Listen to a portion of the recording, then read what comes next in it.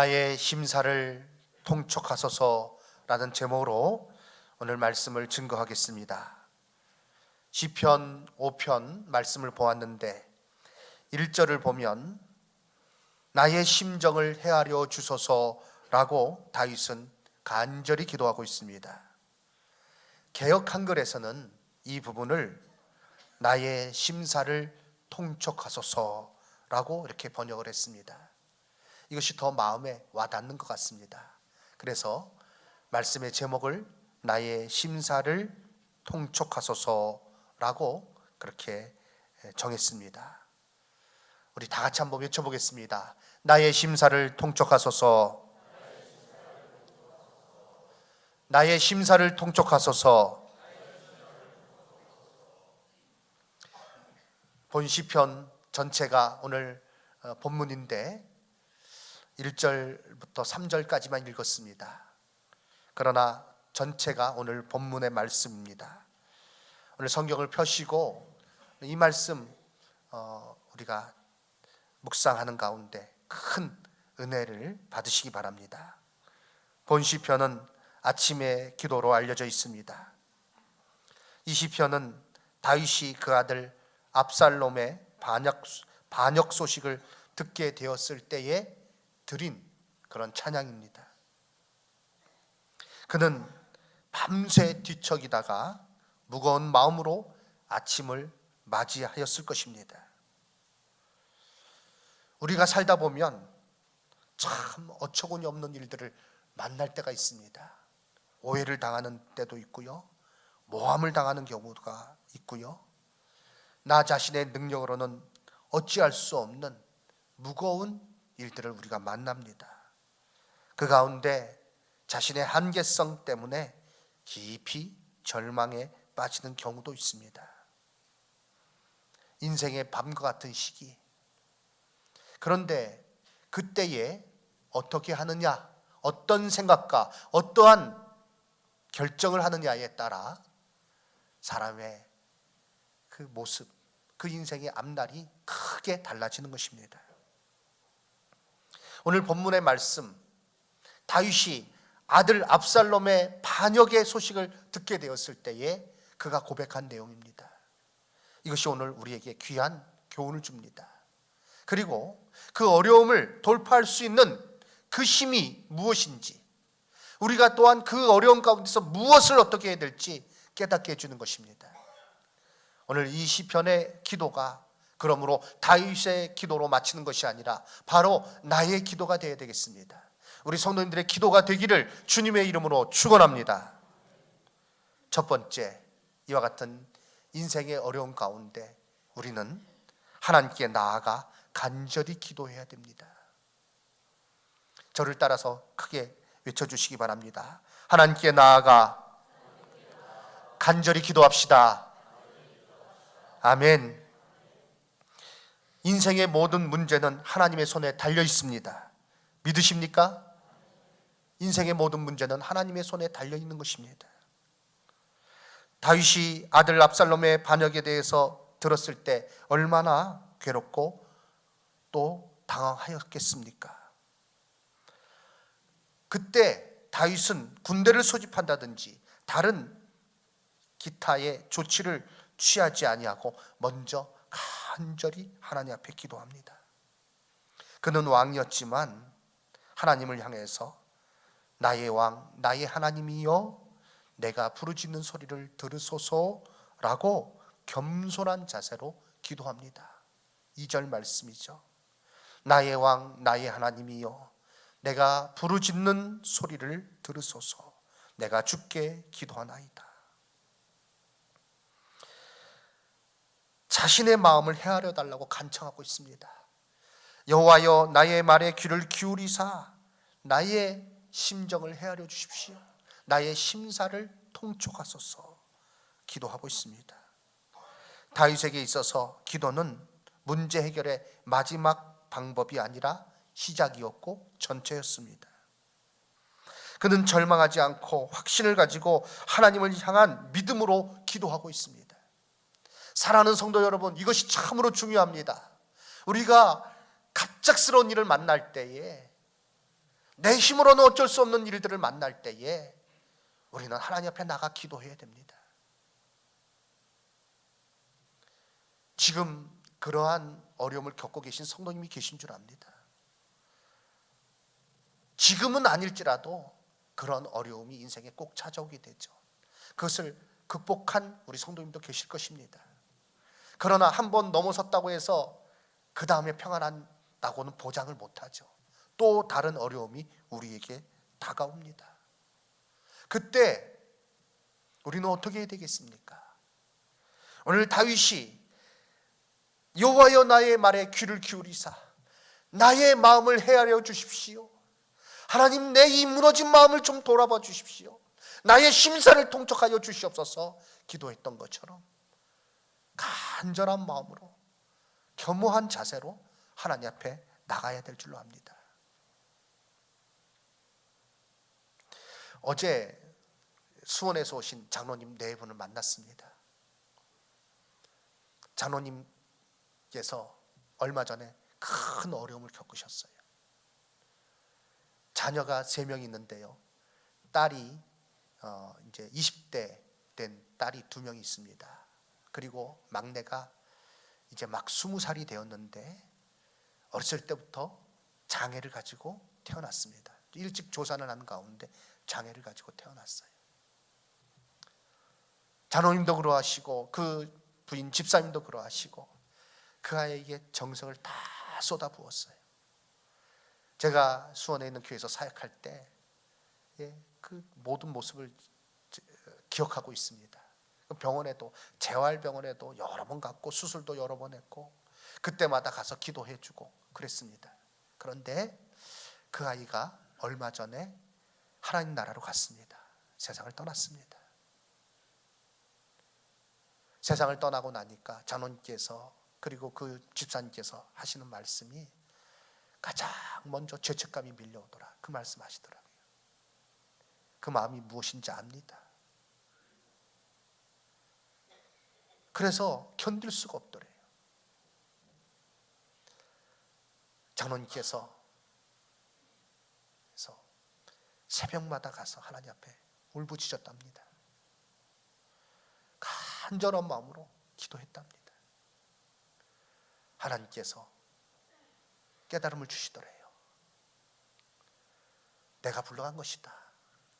하나님의 주권에 속한 일임을 깨닫고 하나님께서 그 마음을 위로하시는 가운데 그 죄책감에서 벗어날 수 있었고, 지금은 그 아이의 그런 사진을 이렇게 제가 우리하고 이렇게 식사하는 과정 가운데 한참 교회에서 얘기를 나누고 같이 가서 식사를 했는데, 식사하는 도중에 그 누나가 동생 초등학교 때 찍은 사진을 이렇게 카톡으로 보내왔더라고요. 그래서 그렇게 저한테 보여주는 거예요. 그 모습 보니까 저도 기억이 아주 생생하게 나더라고요.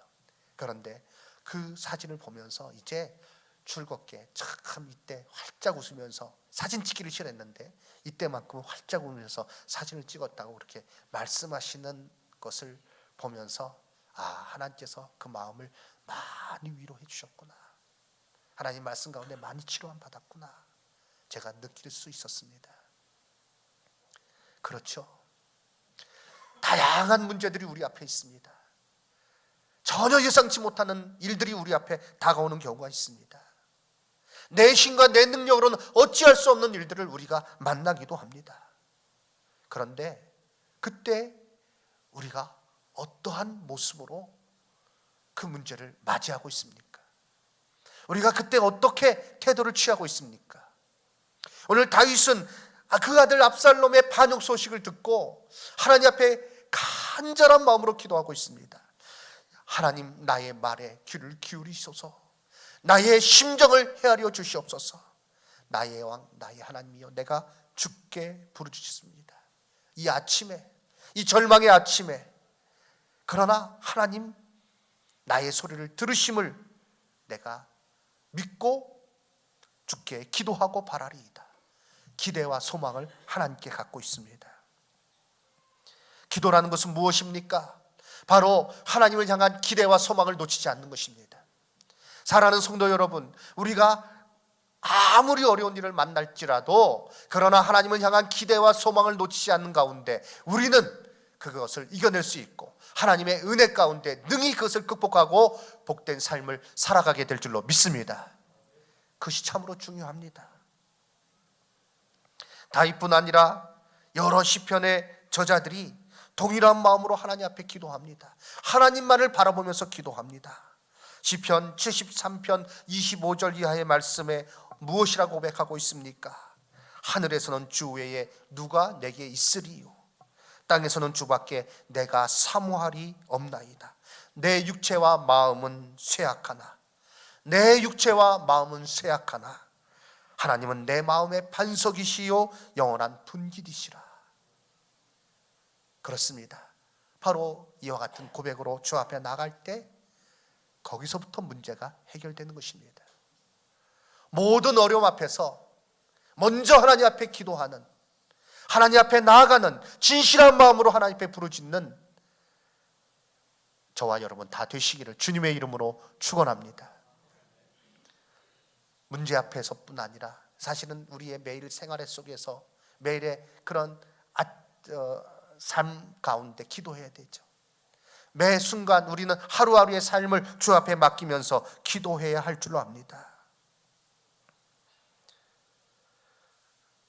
오늘 집을 나서기 전 기도했나요? 오늘 받을 은총 위에 기도했나요? 기도는 우리의 안식 빛으로 인도하리. 앞이 캄캄할 때 기도 잊지 마시오. 앞이 캄캄할 때 하나님 앞에 기도함으로 하나님께 소망을 가지고 하나님을 향한 기대를 가지고 하나님께서 이 문제를 처음으로 해결해 주실 것, 그 가운데 더 넘치는 은혜를 베풀어 주실 것을 확신하는 가운데 기도로 나아가시는 우리 성도님들 다 되시기를 주님의 이름으로 축원합니다. 두 번째, 하나님이 어떤 분이심을 알고 확신을 가져야 됩니다. 오늘 다윗의 찬양을 보면 그것이 분명하게 드러나 있습니다.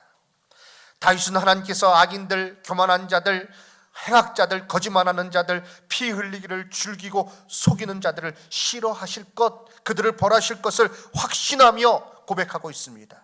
그것이 바로 4절 이하의 내용이죠. 주는 죄악을 기뻐하는 신이 아니시니 악이 주와 함께 머물지 못하며 오만한 자들이 주의 목전에 서지 못합니다. 모든 해악자들을 미워하십니다. 거짓말하는 자들을 멸망시키십니다. 하나님께서 피 흘리기를 즐겨하는 자와 속이기를 즐겨하는 자를 싫어하십니다. 하나님께서 악인들을 벌하실 것.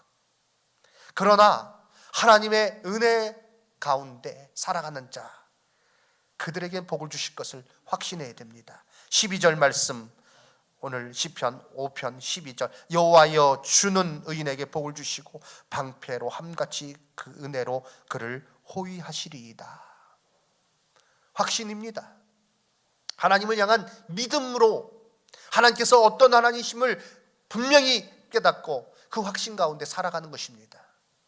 신앙의 위기가 언제 찾아옵니까? 자기 마음대로 생각할 때 위기가 찾아오는 거예요.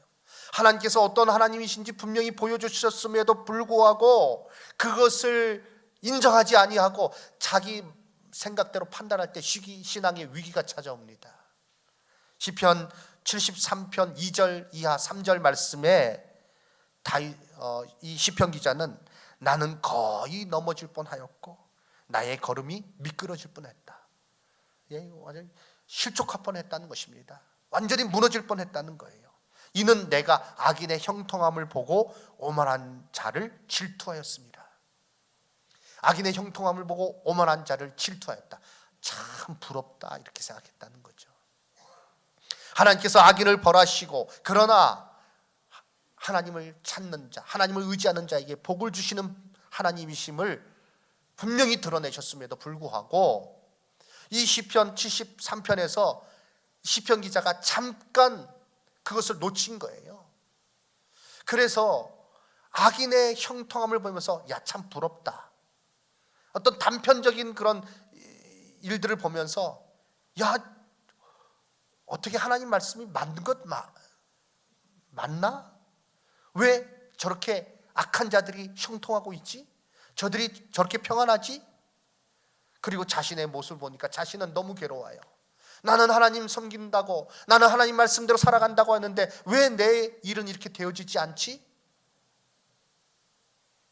하나님 말씀대로 행하였더니 세상에서 왕따를 당해요.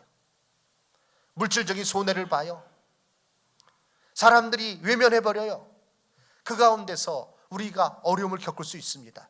그런데요, 그런 어려움은 무엇입니까? 사단이 우리로 하여금 하나님의 뜻대로 살아가지 못하게 하기 위해서 주는 어려움이에요. 우리는 그런 때일수록, 그런 혼란함이 있을 때일수록 어떻게 해야 되는가? 하나님 말씀을 기억해야 됩니다. 하나님께 대한 확신을 가져야 됩니다. 하나님께서 모든 악인들을 벌하시고 그러나 하나님을 찾는 자들에게 복 주시는 하나님이심을 굳게 믿고 확신 가운데 나아가시는 우리 성도님들 되시기를 주님의 이름으로 축원합니다. 어렵고 힘들 때 나의 생각이 허망한 데 빠지지 아니하도록, 세상의 소리에 나의 생각이 흔들리지 아니하도록 주의 말씀을 더욱더 묵상하시고 주의 말씀 가운데 굳게 서시는 우리 성도님들 다 되시기를 주님의 이름으로 축원합니다.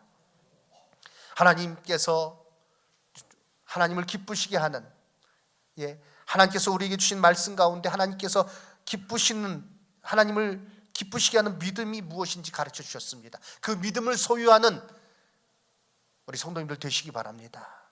히브리서 11장 6절 말씀, 믿음이 없이는 하나님을 기쁘시게 하지 못하나니 하나님께 나아가는 자는 반드시 그가 계신 것과, 그래서 하나님께서 공의로 심판하시고 하나님을 사랑하는 자, 하나님을 경외하는 자에게 복을 주시는 하나님을 반드시 믿고 또한 자기를 찾는 자들에게 상 주시는 이심을 믿어야 할지니라. 이 믿음을 가지고 살아가시기 바랍니다. 로마서 1장 17절 말씀, 오직 의인은 믿음으로 말미암아 살리라 라고 말씀하셨습니다. 우리가 믿음으로 구원받는 것입니다. 그러나 이 말을 자칫 오해하면 그 믿음이라는 것이 내가 죽고 난 후의 일인 것처럼 그렇게 생각하는 경우가 있어요. 그러나 그것이 아닙니다. 믿음으로 지금 살아가는 것입니다. 믿음으로 구원받았다는 것은 믿음으로 지금 산다는 것입니다. 오직 의인은 하나님을 믿는 믿음 안에서 하나님께서 그 뜻대로 그 계획대로 모든 것을 이루어 가시는 분이심을 믿는 믿음 안에서 살아가는 것인 줄로 믿습니다. 그것이 우리에게 절대적으로 필요한 것이죠. 예배를 드리며 하나님을 피난처로 삼아야 합니다. 어려운 때일수록 그렇게 해야 됩니다. 다윗은 반역자들의 위협이 눈앞에 펼쳐져 있는 상황 속에서 예배하겠다라고 선언하고 있습니다. 7절입니다. 오직 나는 주의 풍성한 사랑을 힘입어 주의 집에 들어가 주를 경외함으로 성전을 향하여서 예배하리이다 라고 그는 결단하고 있습니다. 예배는 신앙생활의 가장 중심입니다. 예배는 과연 무엇입니까? 그것은 우리의 시선을 주님께로 향하는 것입니다. 예배 가운데 우리는 그 현상들, 내가 닥쳐있는 그런 상황들을 벗어나서 거기에 시선을 우리가 빼앗기는 것이 아니라 예배함으로 우리는 하나님을 바라보게 됩니다.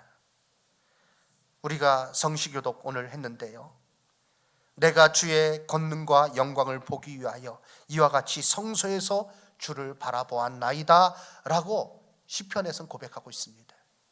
내가 주의 권능과 영광을 보기 위하여 이와 같이 성소에서 주를 바라보았나이다. 예배는 참으로 우리가 이 자리에서 하나님을 바라보는 것입니다. 하나님 앞에, 하나님의 임재 앞에 나아가는 것입니다. 그리함으로 하나님을 피난처로 삼아서 살아갈 수 있는 것이죠. 오늘 다윗은 예배하겠다고 선언하는 그 고백을 통해서 하나님을 피난처로 삼는 믿음을 소유하였음을 보여주고 있는 것입니다. 이 세상 속에서 살고 있지만 그러나 하나님을 바라보는 것입니다.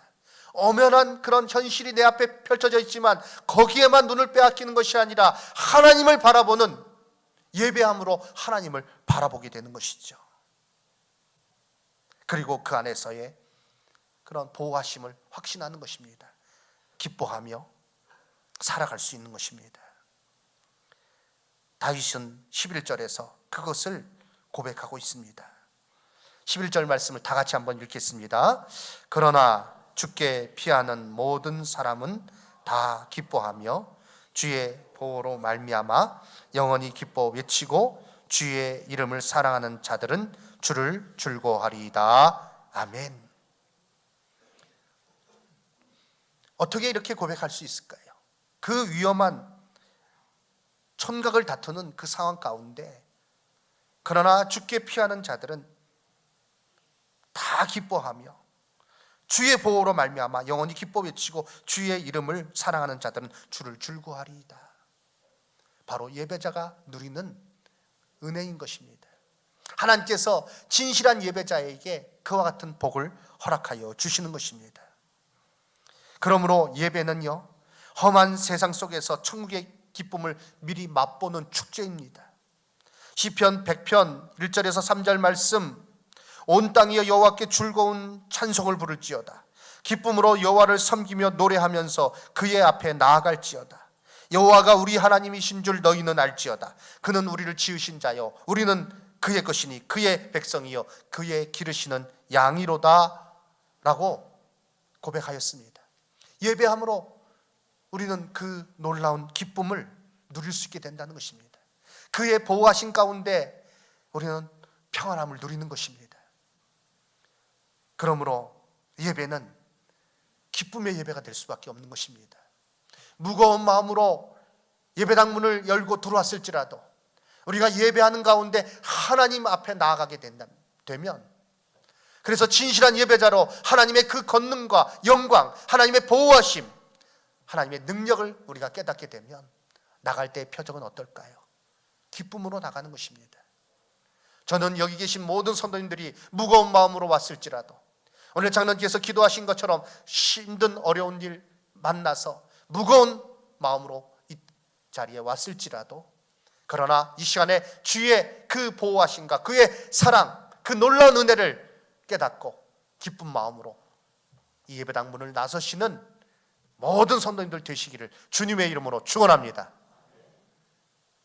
예배 마치고 나가는 성도들의 표정을 보면 그 교회가 부흥하는 교회인지 아닌지 알 수 있다고 그러잖아요. 진실한 예배를 드렸는지 아닌지 알 수 있다고 합니다. 저로 예배당 문을 나서면서 하나님의 은혜 가운데 풍성한 기쁨으로 나아가시는 우리 성도님들 되시기를 주님의 이름으로 축원합니다. 그러므로 예배는 하나님 안에서 누리는 평안함입니다. 평안함입니다. 어려운 때일수록 예배로 피난처 되시는 하나님께 나아가야 됩니다. 절망이라는 폭풍우가 우리를 넘어뜨리지 못하도록 우리는 하나님의 날개 그늘 아래 예배로 나아가야 될 줄로 믿습니다. 매 순간순간 그리고 매주일 우리는 하나님 앞에 예배함으로 하나님의 능력 가운데 나아가는 것이요, 그의 피난처 하나님께서 우리에게 주시는 힘, 참으로 하나님께서 우리를 보호해 주시는 그 은혜 가운데 우리는 나아가게 되는 것입니다. 이러므로 우리는 험한 세상 속에서 여러 가지 일을 만날지라도 흔들리지 않게 되는 것입니다. 오늘 다윗은 그 아들 압살롬의 반역 앞에서 어떻게 노래하고 있습니까? 무엇을 기도하고 있습니까? 어떻게 그것을 이겨내고 있습니까? 동일하게 우리에게 또한 주시는 교훈을 우리는 귀담아 들어야 됩니다. 하나님 앞에 나아가시기 바랍니다. 간절한 마음으로 기도함으로 나아가시는 우리 성도님들 되시기 바랍니다. 하나님이 어떤 분인지 확신을 가지시기 바랍니다. 반드시 우리를 지켜주시고 보호해 주시는 하나님이십니다. 예배로, 진실한 예배자로 주님의 은혜 가운데 나아가 하나님을 피난처로 삼아서 이 땅에서 누리는 그 모든 하나님의 은혜 가운데 누리는 평안함으로 살아가시는 우리 성도님들 다 되시기를 주님의 이름으로 축원합니다.